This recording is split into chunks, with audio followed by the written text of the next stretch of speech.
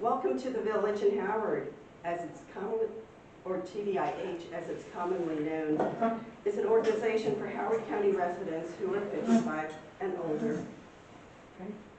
TVIH enriches the lives of county seniors to age in place, to socially connect with others, and to remain active as long as possible. This includes educational activities like the Life Planning Series offered this fall. If you want to find out more about TVIH, you can talk to me after the Q&A or pick up a brochure on the table over here. Today we finish the 6th session 2024 TVIH Life Planning Series. Besides today's crisis navigating session, we had an overview, legal, housing, aging and community, and home care sessions. After this, we'll be planning next season's series. At the end of the Q&A, I'll be asking for your suggestions. Keep your ears open for this next series.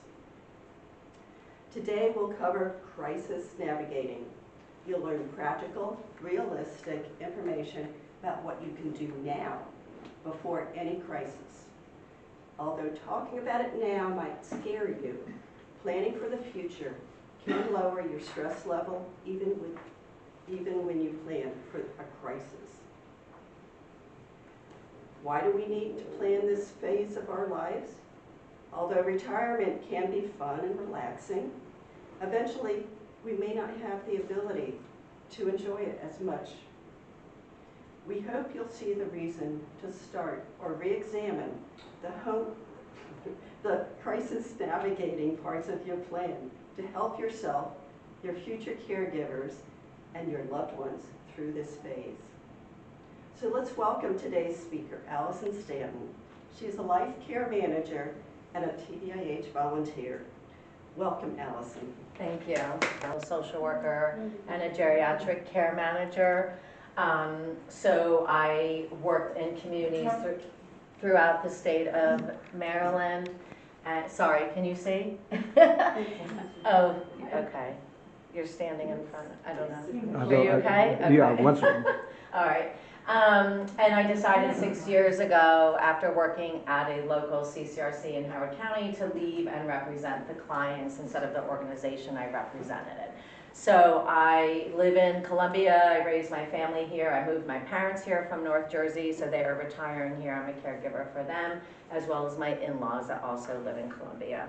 So it's a great county to live in. Now we do patient advocacy and healthcare navigation. So today I was asked to talk about crisis planning. How do we prevent it? Why do we get ourselves there? What is a crisis? An occurrence or perception of an occurrence that overwhelms a person's immediate resources and coping abilities. And last night I was looking at other definitions, and I thought this was good for the group that we're discussing today. An unstable or crucial time or state of affairs in which a decisive change is impending, especially one with the distinct possibility of a highly desirable outcome, right? We want good outcomes. We want to meet our goals as we're aging. And it's not even about aging. None of us know our fate. Things can change in an instant. If we don't want a undesirable outcome, we need to start planning. Okay. So types of crisis and crisis planning. Before I go into this, I wanted to talk about why stress is, so important and why our body acts the way it does. Our brains are our most powerful organ, right? Our brains activate fight or flight response in times of crisis. Signals are literally sent to parts of our brain, causing a cascade of hormones, cortisol and adrenaline. These hormones result in actual physical changes to our body: increased heart rate, anxiety, tunnel vision, and it leads to feelings of intense stress, which we're going to get into, but then it causes problems concentrating, making very important informed decisions. And it causes us sometimes to be paralyzed and feel numb. The brain is actually trying to protect us. It's giving us the survival mechanisms, but it's over the complex thought process. But it causes us sometimes to make poor decisions or to have a lot of grief, sadness, despair, confusion, and anxiety, which we want to prevent by planning. So types of crisis, obviously sudden health changes. If you have a chronic illness such as Parkinson's, Alzheimer's, MS, and that can have, you can plateau at that for a long time, and then all of a sudden you can have an acute significant change with that disease. Caregiver exhaustion and burnout. I think you know America is aging. The numbers are astounding. There are 53 billion caregivers. Caregivers are dying before the people they are caring for. So caregiving causes immense stress. And when you're not prepared and the person you're caring for, something happens and they're in the hospital and you have to make huge life planning decisions, it causes a crisis. So again, preparing for that stuff. Stress during a crisis, I kind of talked about why are we stressed, what does our body do to us. When we're in these situations, it's very difficult to make quick decisions. Sometimes the decisions have to be rapid and fast. Whether someone ends up in the ER and they're asking you what would this person want if they could no longer voice their decision and you don't have your affairs in order, or you just don't talk about it, you don't discuss it. This is what I want. This is what I don't want when things change, whether I'm 50, 35, or 92. The discussions need to happen now so we are more equipped and prepared to make fast decisions.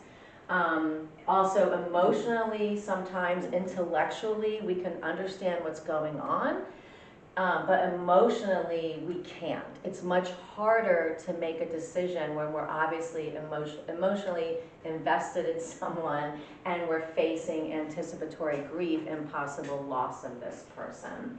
And it all goes to making, you know, the whole thing makes it difficult to make decisions when we're stressed.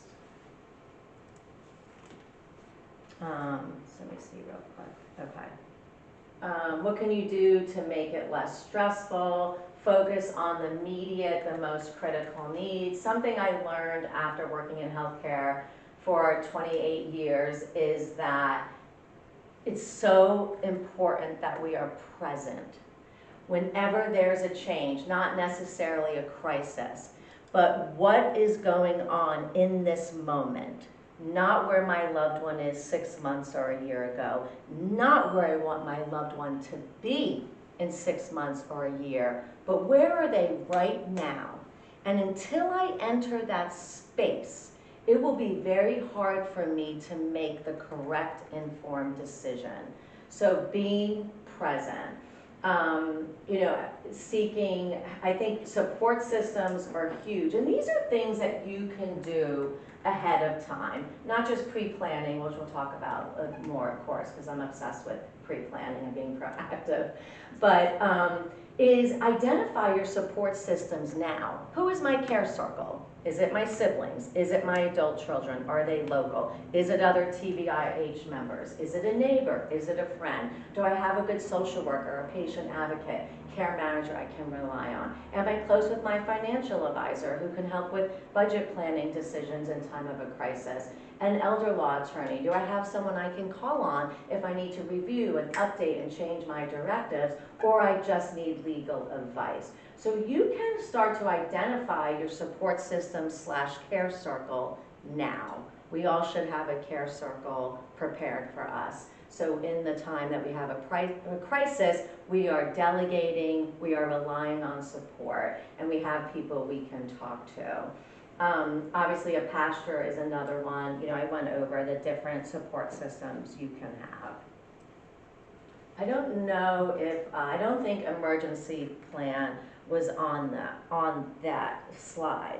It's okay. But that goes with, creating an emergency plan, develop a contact list, have that ready. So when you have your support system ready, you could actually write this down, like in an emergency file, about me, who's my support system, who needs to be contacted, who are going to be the key players when necessary important decisions need to be made. If I have an animal, who's going to come over and walk my dog and watch my pet if I'm a solo ager and I have a cat and dog at home. So have an emergency contact list and kind of an emergency plan of who is going to do what, even paying bills, stuff like that.